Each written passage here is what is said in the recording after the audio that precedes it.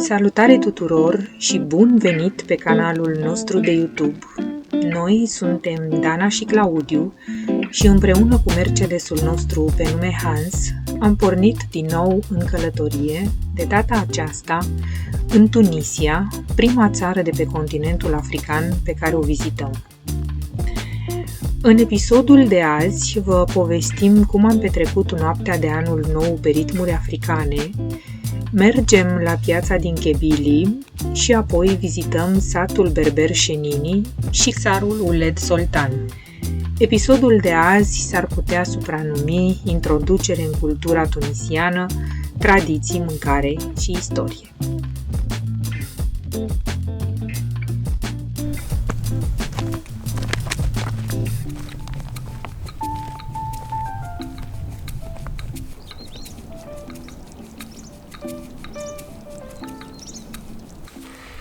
Salutare! Long time no see! Da, bine ați revenit în mica noastră lume. Suntem în călătorie din nou, după un an și mai bine, în Tunisia, de data aceasta, prima dată pe pământ african.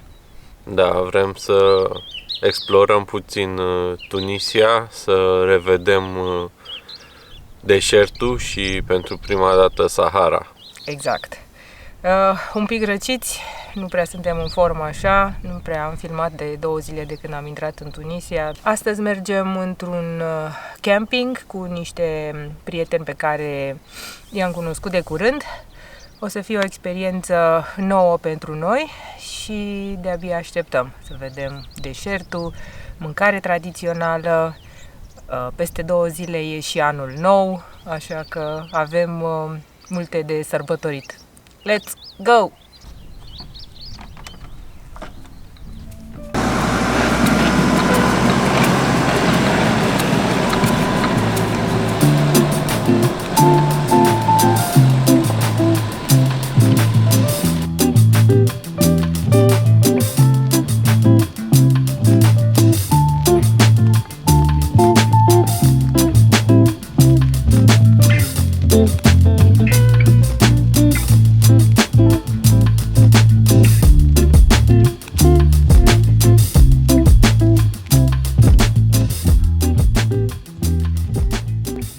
Avem de mers câteva sute de kilometri până la Kebili, unde ne întâlnim cu prietenii noștri.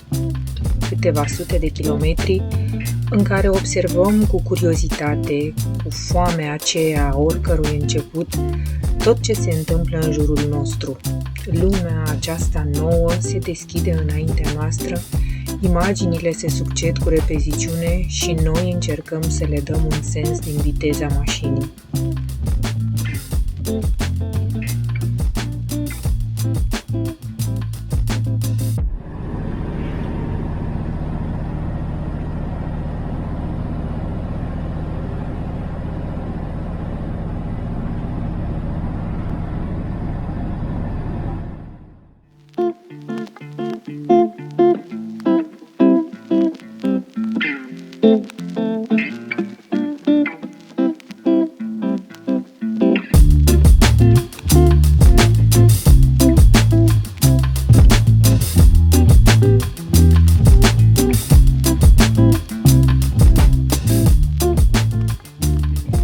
La nord, țara e verde, surprinzător de verde, plantații imense de măslini.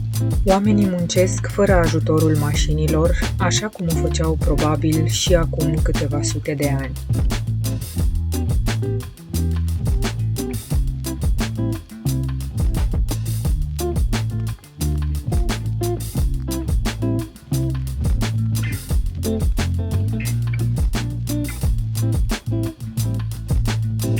Un milion de limitatoare de viteză ne fac viața grea. Câteodată semnalizate de cele mai multe ori nu, sărim din scaun de fiecare dată surprinși că nu am văzut limitatorul la timp. Ar fi cazul să ne obișnuim cu asta, așa va fi pe tot parcursul călătoriei noastre în Tunisia.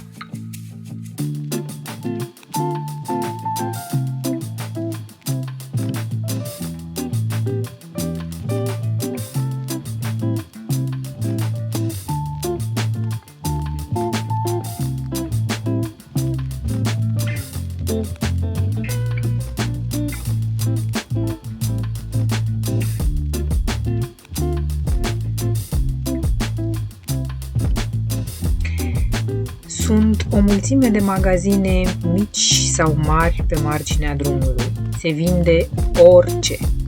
Și o mulțime de cafenele. Multe.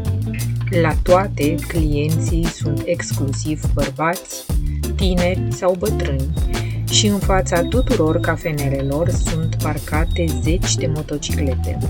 Deja știm, dacă vedem de departe multe motociclete la un loc, urmează o cafenea.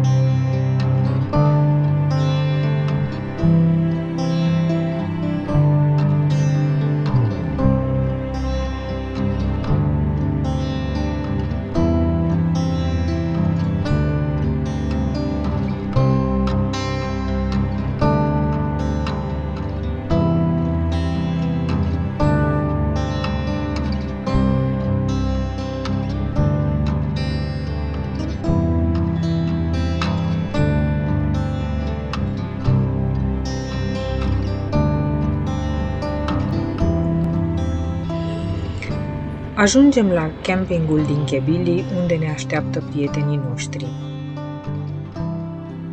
Seara, gazdele ne pregătesc o cină tradițională, cuscus, bric, supă, salată, prăjituri și fructe.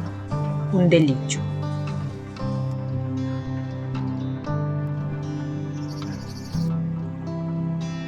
Schimbarea de continent vine cu șocul ei cultural. La piață e întotdeauna un loc bun să observi oamenii și îmbrăcămintea lor, ce mănâncă și cum se comportă, dacă sunt obișnuiți cu străinii sau nu. Aici, în piața din Kebili, care nu ni s-a părut un oraș turistic, am fost atenționați de către un domn că nu vrea să fie filmat. Morcov e deja prea mulți ăștia. Cred că morcov nu luăm.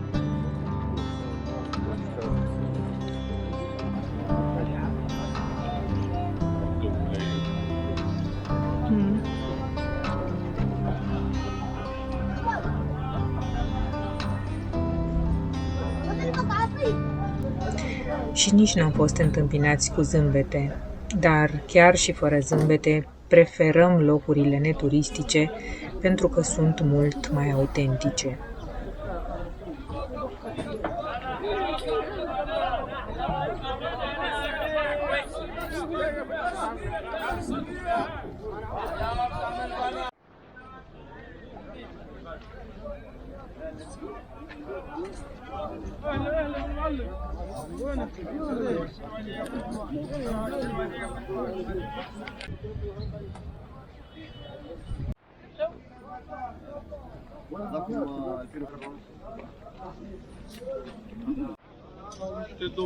Nu. Nu vreau.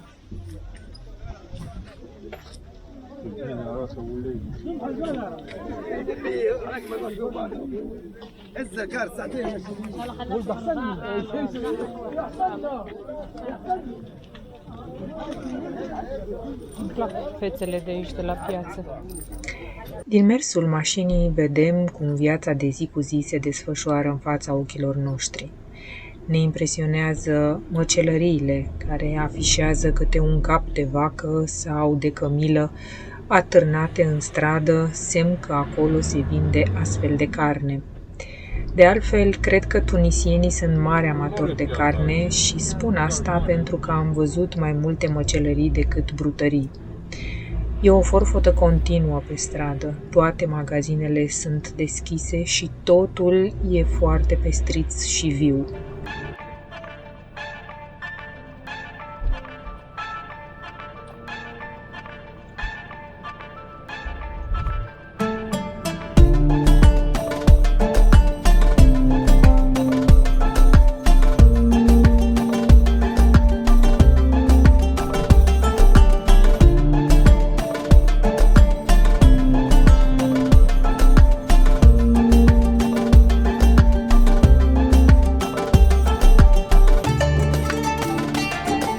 E ultima zi a anului și ne aflăm în campingul de la Xarghilan, oaza de la marginea parcului național Jebil.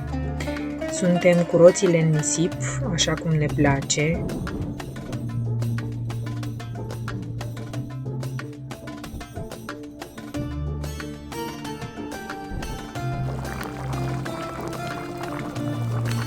Facem foc și pregătim mâncarea.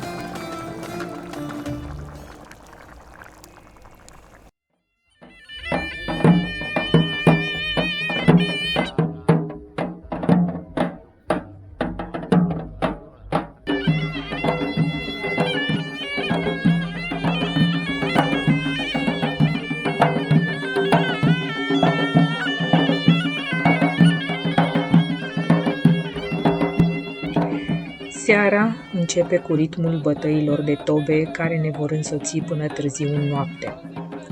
Cei de la camping încearcă să imite o atmosferă de trip berber și noi, toți străini, ne bucurăm de spectacolul acesta chiar dacă nu e foarte autentic.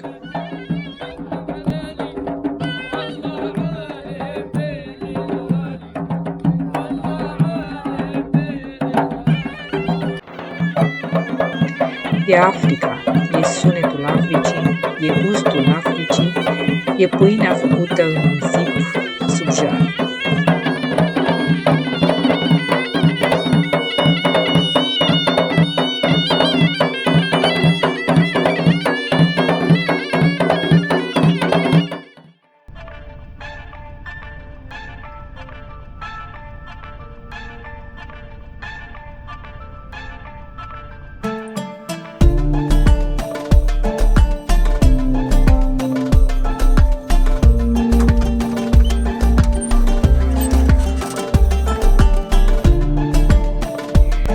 A doua zi părăsim campingul într-o furtună de nisip.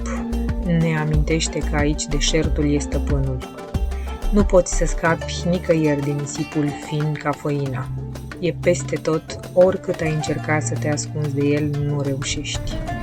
N-am văzut niciodată un nisip mai fin și mai roșu. Sahara, în sfârșit te-am găsit. Cred că oricât am încercat să curățăm nisipul din Hans, tot nu o să reușim în totalitate. Drumul către Șenini duce printre dune care se spulberă și se adună în fața noastră. Pe alocuri, deșertul invadează șoseaua. Câteodată avem impresia că o să ne împotmolim în nisip pe asfalt. Vântul e marele artist aici. El dictează viața tuturor viețuitoarelor din deșert, el modelează peisajul și noi suntem la mila lui. În jurul nostru cresc dune roșii, aici și colo apare câte un pisc de munte, vrem să ne oprim de 1.000.000 de ori, să facem poze, dar nu ne lasă vântul. Am vrea să scoatem drona, să prindem măreția acestui peisaj african, dar nu e o idee prea bună pe furtuna aceasta. Păcat, aici eram singuri, pe drumul acesta de macadam n-am întâlnit nici măcar o mașină, nici o cămilă, doar noi și vântul. Se înserează repede, parcă prea repede. Încercăm să oprim lângă mașina unor overlanderi italieni pe care i-am văzut de pe drum. E o porțiune prea nisipoasă pentru noi și nu reușim să trecem, Așa că găsim un alt loc și mergem să-i salutăm. Am ajuns la apusul soarelui și totul în jurul nostru se înroșește parcă și mai tare.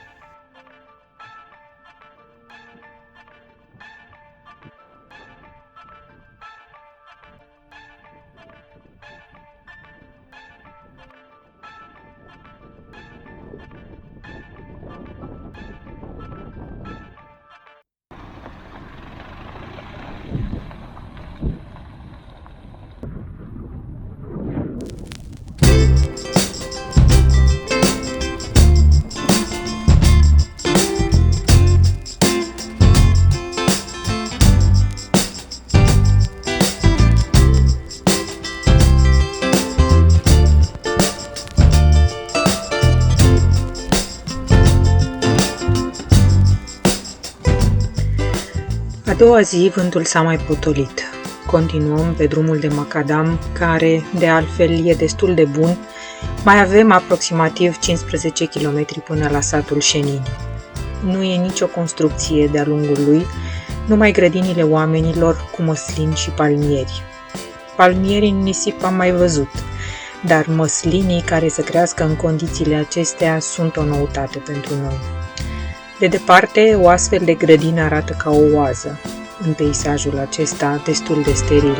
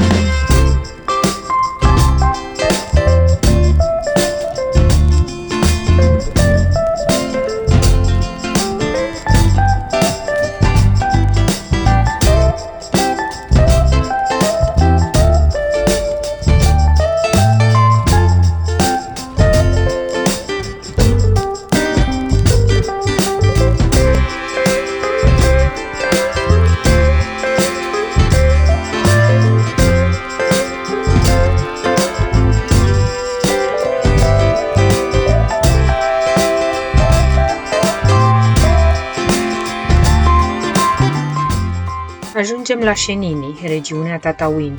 Ne aflăm în sud-estul Tunisiei. Acest sat troglodit, unde se poate încă auzi limba berberă, fascinează vizitatorii cu arhitectura lui și împrejurimile impunătoare.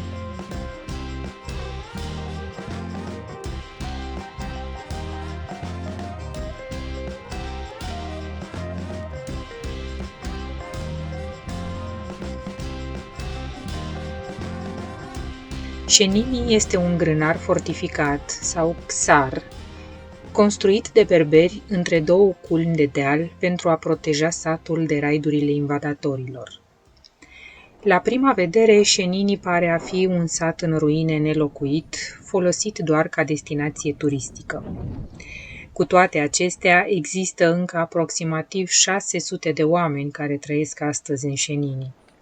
Ei sunt cei care oferă de vânzare turiștilor obiecte tradiționale, precum covoare, bijuterii, ceramică frumos colorată și obiecte din piele, și cei care mențin tradițiile. Marea moschee albă din vârful dealului iese în evidență în contrast cu terenul muntos. Cândva servea drept reper pentru caravanele care străbăteau ținutul acesta. De aici de sus avem vedere panoramică asupra împrejurimilor. Mergem la pas printre casele săpate în stâncă, acum în ruină, și găsim una din cele 3 prese de ulei străvechi ale satului. Încă miroase a ulei? Da. Folosit de 10 de ani, cred.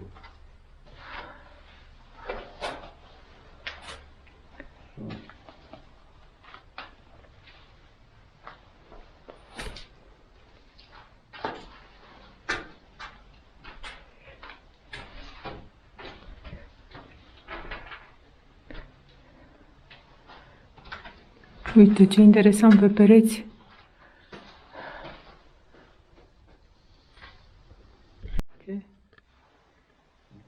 zdrobesc măsline și că le pun în niște saci, am văzut și cred că le presează cu greutatea asta.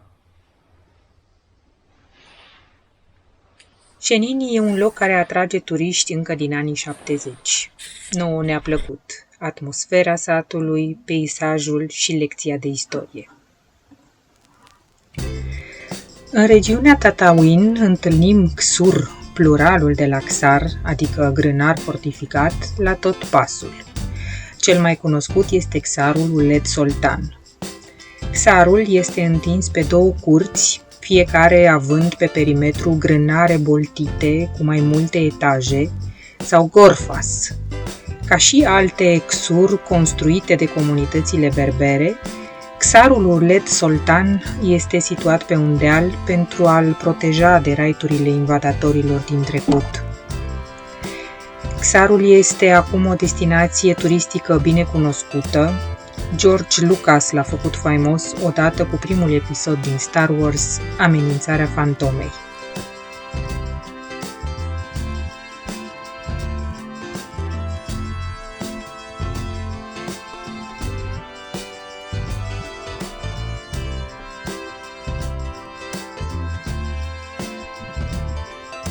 Dar xarul care ne-a plăcut cel mai mult a fost acesta, chiar dacă nu mai știm cum se numește și nici locația lui.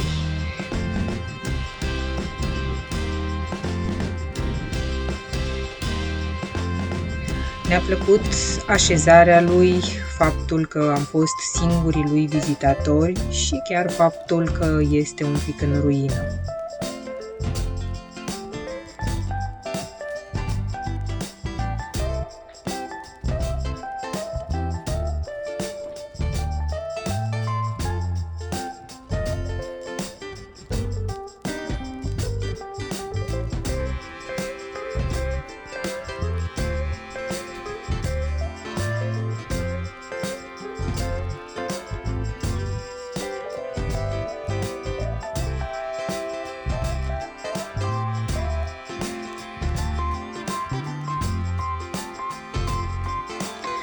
Acesta a fost episodul de astăzi. Vă mulțumim că ne-ați urmărit și pe data viitoare